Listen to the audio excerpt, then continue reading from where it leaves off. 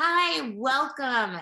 We have such a fantastic afternoon for you today. We're joined by Bena Kallick and Costa, the authors of Habits of Mind, and they're going to dive in and show us how we do what we do. And hopefully you'll learn some nuggets along the way, and we'll connect you to your next step in employing habits in your classroom and in your life. Bena. Well, good evening to you. Well, for me, it's good evening. For you, I think it's good afternoon. And maybe for some of you, it's good morning or it's the next day. But we welcome you and we're delighted to be with you today. So what we're going to do is I'll share my screen because you know we have the inevitable PowerPoint.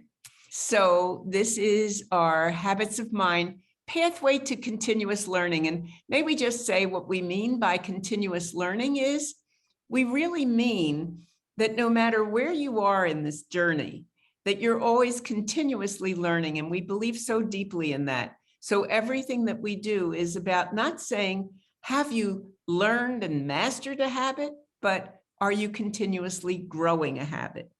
So with that in mind, we're going to introduce you to the habits of mind for those of you who aren't familiar with them. We're going to try to talk with you a little bit about the research that supports this work.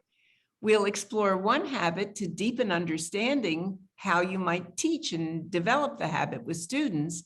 And then also we're going to show you the amazing work that we've done with Thrively to create playlists that really get you even further into learning and understanding the habits of mind.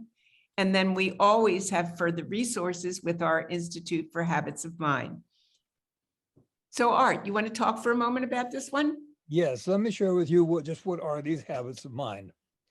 You know, we used to think that it was very important for kids to know right answers, and we would give them tests to find out if they could recall them. Well, that's still important, but we also want to find out what do the students do when they don't know the answer, and that's where the habits of mind come in, because habits of mind are how you respond both intelligently and empathically when you're confronted with problems and conflicts and uncertainties and situations and decisions, the resolutions to which are not immediately apparent. And so it's knowing what to do when you don't know what to do. You know, you often hear that statement, are we teaching for a life of tests, or are we teaching for the tests of life? And the habits of mind are what you do when you confront those tests of life. Let's take a look at these habits of mind. We're going to leave these on the screen here just a moment so you get a notion of what they are about. For example, habits of mind are persisting when you don't know what to do, sticking to a task over time. It is striving for accuracy, making sure that you are correct, that you're truthful, that you are precise. It is such things as thinking about other people, thinking interdependently when you're working with groups. So take a look at this list, and then we're going to ask you a question about them. Perhaps as you're looking at this list, you may notice a few things. For example, you may notice that they're all ing words, meaning they're not nouns. Very often you would say honesty or communication. Those are nouns. But what we're talking about are all verbs. We're saying that it's not about just communication. It's about listening with understanding and empathy, questioning and posing problems. And notice those ing words signify the idea that they're behaviors. And that's the cue to you to realize that they can be taught. So if you look at these habits, just think for a moment about all the different situations that we've been in. And let's just take it for ourselves first before we even think about it with our students. So we're going to ask you to use the chat. It will also get you familiar with using the chat so that if you have questions or you have anything where you want us to stop and talk for a moment, Art and I are very good about paying attention to that, and we try to interact with you. So now I'm going to show you the habits one more time, and I'm going to ask you, Where are you noticing in your life as you're managing this incredible time that we are in? Where are you finding the habits of mind are something you're paying attention to? For example, are you noticing that because life has become so uncertain, you're finding you need to be thinking more flexibly? And though now, don't just say thinking flexibly, but maybe put a line or two that says something about how you've been thinking flexibly at this time. We're going to give you a few moments to just interact with the chart. Thank you, Paul. Thank you for getting us started. So top three, I'm very aware Paul is sharing with us. Top three, he's very aware, and he's saying he's very aware of working with my team to solve a problem in a different way.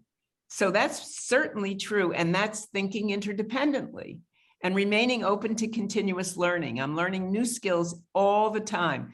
Join us. We are certainly of the same mind. Someone from Team Thrively is saying, I've been depending on my friendships and work colleagues in new ways. So I would say thinking interdependently. And certainly I would say my opportunity to be collegially involved with art has been a lifesaver at this time. Thinking interdependently for sure. Tracy is suggesting that persisting really helped because kids are really struggling to get back with the expected level of the work. Yes, Tracy, I think that you're right, that persisting and remembering to persist after you've been away from it for so long in terms of the discipline of school anyway. Definitely finding humor, Mackie is suggesting, responding with wonderment and persisting. We need to laugh. We all need to laugh. We need to find our ways to encourage the whole community to take a pause and reflect. Boy, if we could just convince our community to take a pause, what an incredible opportunity that would be. We really have to say that when we think about this, where we think about pausing is when we talk about listening with understanding and empathy. And we say, yes, when we're listening, we're taking a pause. We're really hearing the other person and how powerful that is to just reflect, pause, think before we act. Oh, I think that's also managing impulsivity, isn't it, Art? Certainly is. Thinking before you act, that's the whole idea. So often we're tempted to interrupt, to give our own opinion, to tell somebody what they need to know instead of listening. And so managing your impulsivity means that you have to stop and think, and then you act after you've given it some thought. And Nicole is saying that creating, imagining, and innovating is her go-to escape stress. When she really is feeling so stressed that she can't stand it anymore, Nicole, I'm assuming what you're saying is that then engages you to say, what can I do differently? What can I imagine? Or perhaps you just go into science fiction and fantasy Netflix to begin to think, where am I and how can I imagine something different? So I think you're all beginning to see just how powerful it is to use the habits of mind. We use them all the time. In a way, we might think even that it's something that has to do with our everyday common sense. But what's so interesting is that it becomes uncommon common sense. Because although we say, oh, I always do that, of course I do that, it's not really true that we are consciously aware and we really determine and intentionally use the habits. So sometimes we say we always do it, but when we get stuck, do we do it? Do we call upon the habit? And this is what we're going to talk with you about tonight. It's as good for us as adults as it is for kids. Well, and that's the question that we really want to focus on, and that is, you all have students. And so while you have talked about these habits of mind affecting you and how you have used them, we also want our students to use them. And so very often you have kids who give up, crumple up their papers, throw it away. I can't do this, it's too hard. Well, they need to learn the strategies of persisting. Sometimes you have kids who want to be isolates. They don't want to work with others. Well, they need to learn how to work and to think interdependently with other people. These are the life skills that are important for our students to know, just as they are important for you to know. And so we want to help our students then acquire these habits of mind as well.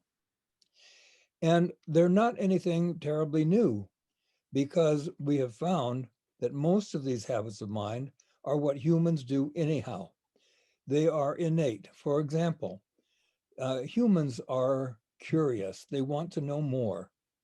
We are social beings. We work much better when we're in relationship with other people. We are learning organisms. We continually learn throughout a lifetime. That's not something that is foreign to us, but rather it is within every one of us. We are conscious. We're the only form of life that is aware of our own thinking and aware of ourselves in action. We have a striving for creativity. When we are confused and confronted with new ideas, one of our greatest skills is to think creatively about them and to redirect them and to find new ways of combining them.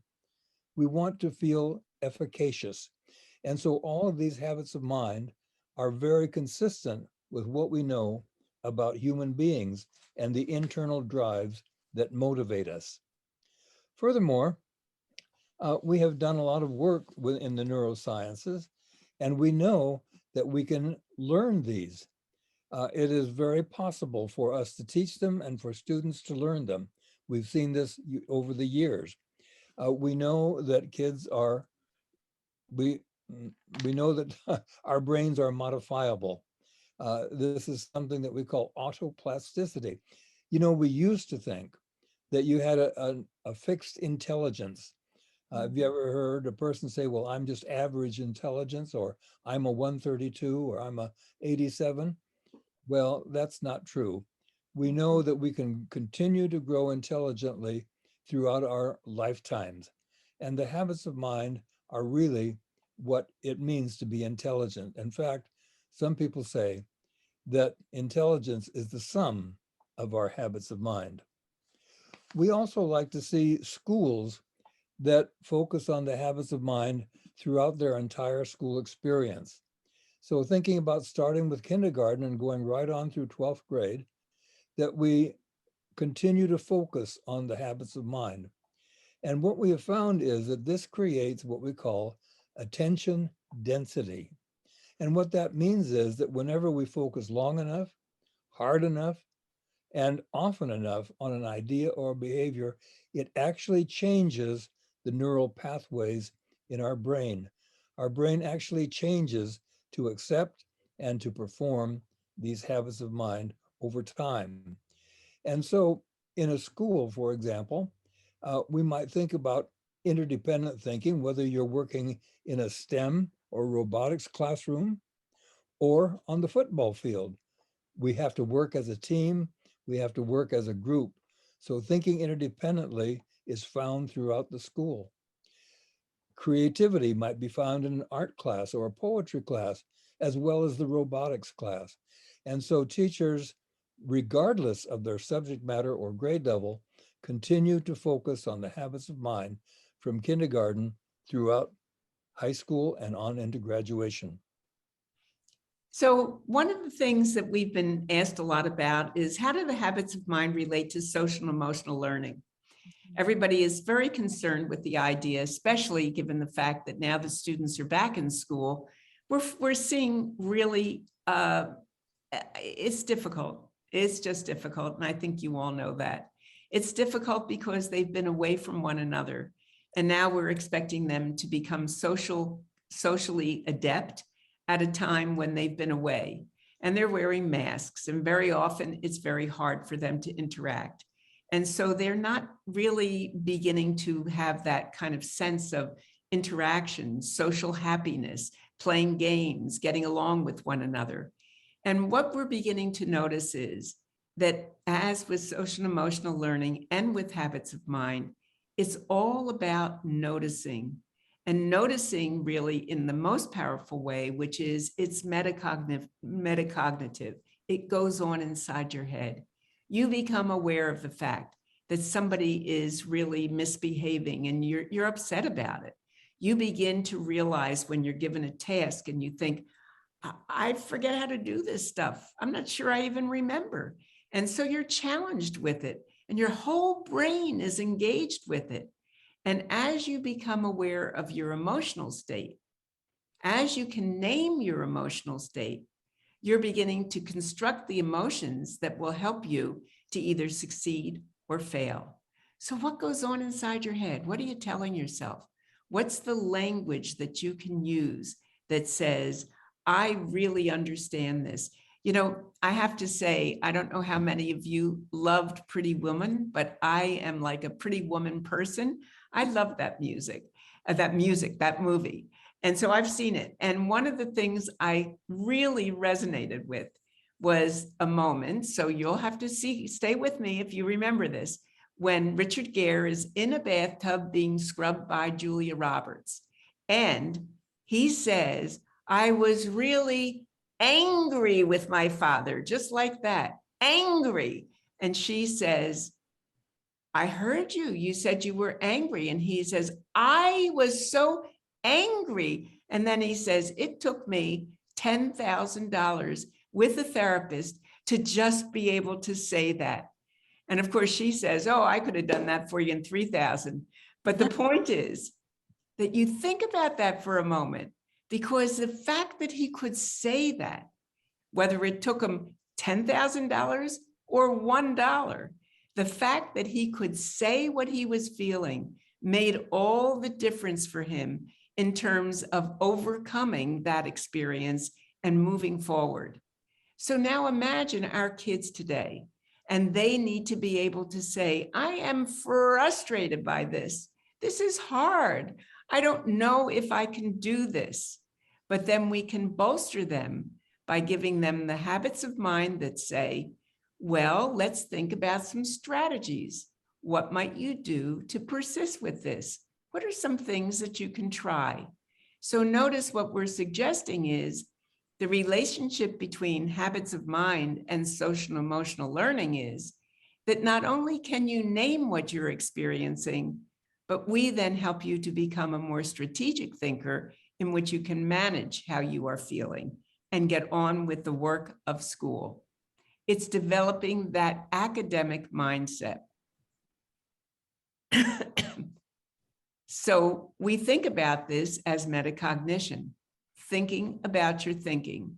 Art, you want to talk about this? Yes. You know, this is a unique human ability, as I said before, is our capacity to be aware of what's going on in our heads while we are solving a problem. So metacognition, or thinking about your thinking, means standing off just a little bit and looking at what's going on inside your brain, paying attention to the pictures and the thoughts that you are carrying, being aware of the emotions. How are you feeling right at this moment? And how are other people feeling as well? So that we read into other people's minds or read our own minds. And all this is called metacognition. Now, what we want is for students to understand metacognition as well, so that they are aware of their own thinking while they are thinking. What's the reasoning that's going on inside their head? For example, I'm going to give you a little problem, and I'd like you to be aware of what's going on inside your head when you solve this problem. It's a fairly simple problem, so you won't have to tax yourself too much. But here's your problem. Are you ready? How much is 1/2 of 2 plus 2? All right, did you solve the problem? How much is 1/2 of 2 plus 2? Well, some of you may have solved it one way, and others may have solved it another way. If you are aware of your thinking, for example, did you combine the sum of 2 plus 2 and take half of it?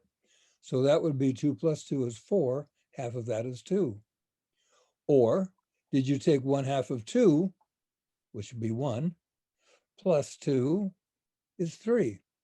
Notice the reasoning that's going on inside your head. And that picture or that formula that you used inside your head is what we mean by metacognition. We each have our own thoughts. We each have our own feelings, and it's our ability to express them, to raise them to the surface, to be conscious of them.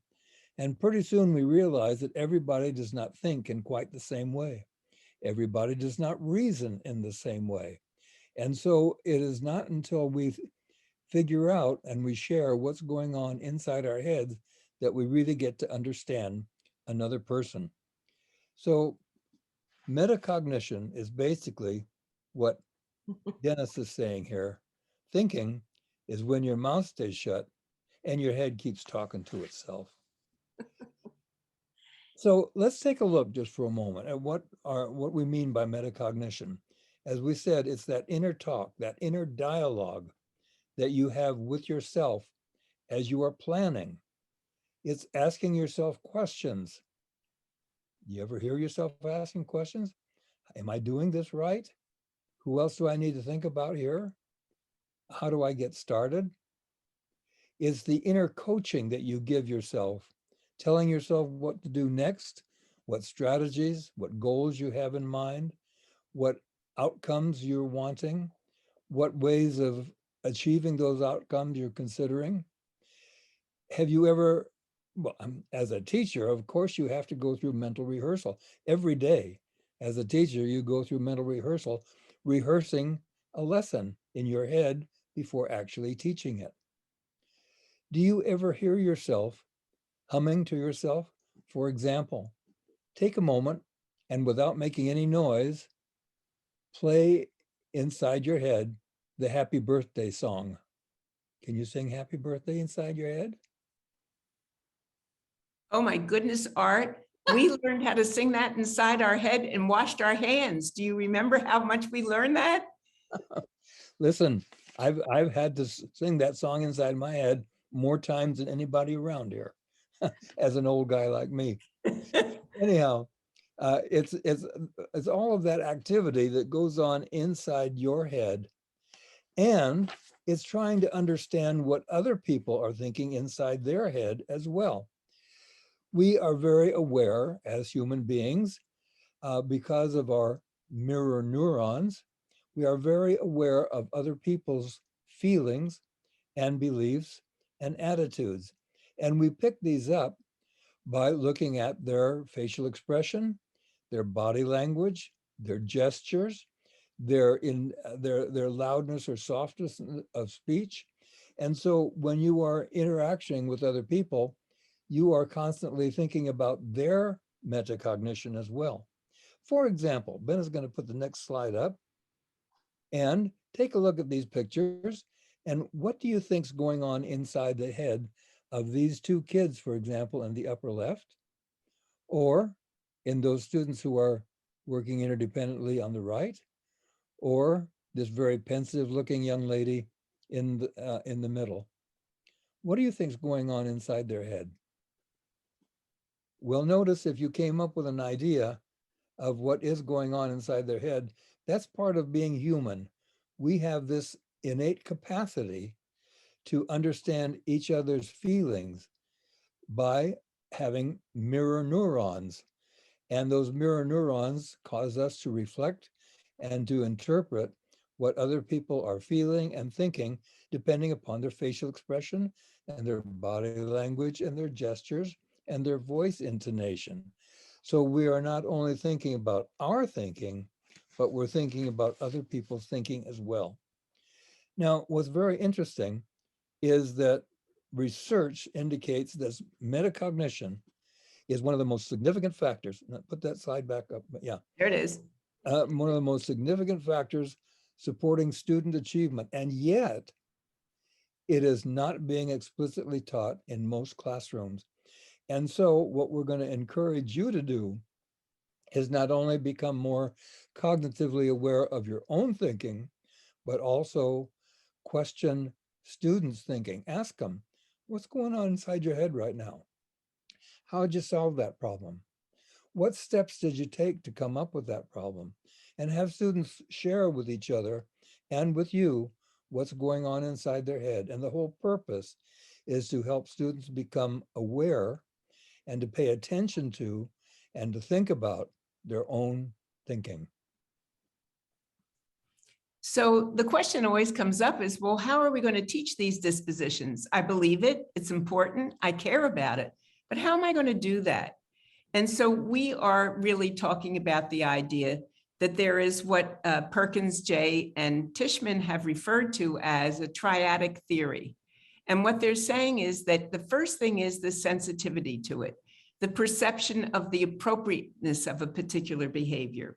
So let's say, for example, when we were thinking about persisting, so we're saying, when are you sensitive to perceiving the idea it's really appropriate to stick with this? I really care about this enough, and I know it matters.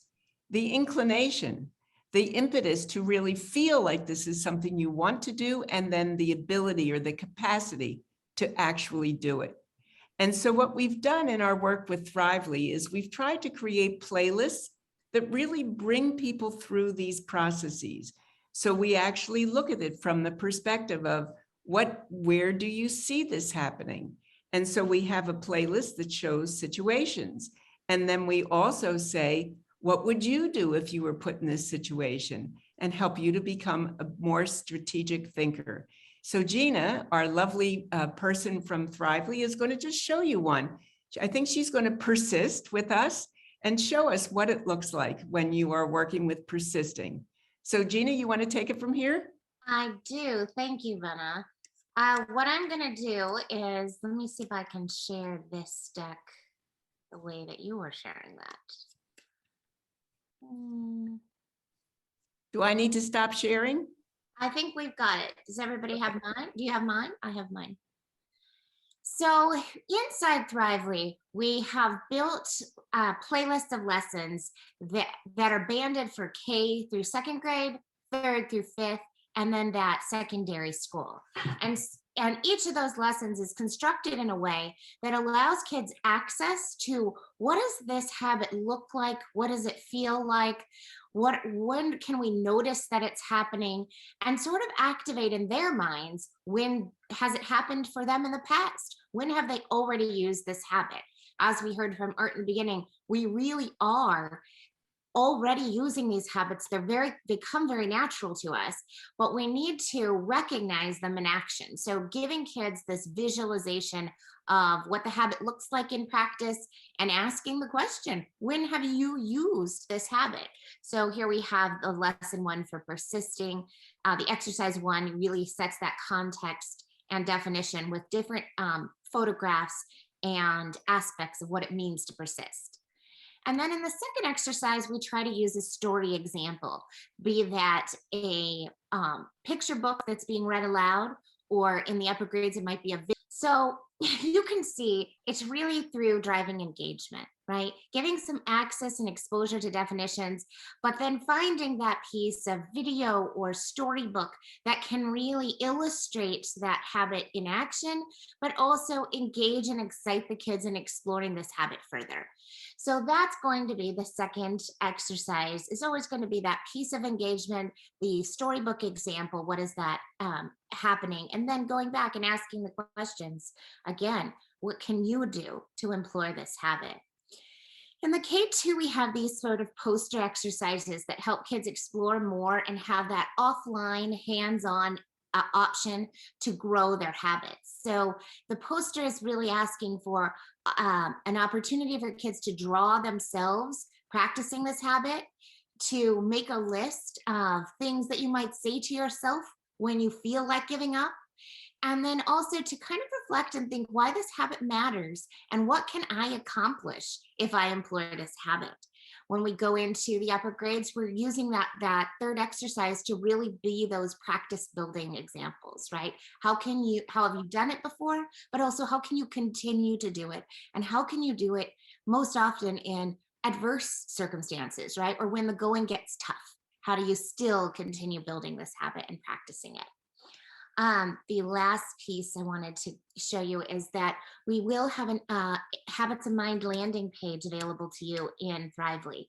So if you would like, you can go to this tiny URL, but everybody who's registered for this webinar will be getting a follow-up email that will take you to the landing page where you can find all of the lessons for these habits, but also the only place where you can find an actual, and I hate to use the word assessment, but it's more like an HOM inventory, right? Taking that inventory of where do you stand with the habits now? What are you most used to practicing? And when you see that inside the platform, kids will be able to really identify with, hey, these are habits that I'm already really great at. They appear in their strengths profile, so they get to see their top habits. What are those habits that they use all the time and implore with excellence, and keep building the other habits as they go through? And you'll see shifts and change happen with those habits, right? The more, as Ben and Art both talked about, the more that you use the habits, the more that you implore them, the more that they're going to come up in your life and be natural ways of interacting with your world and persevering to success.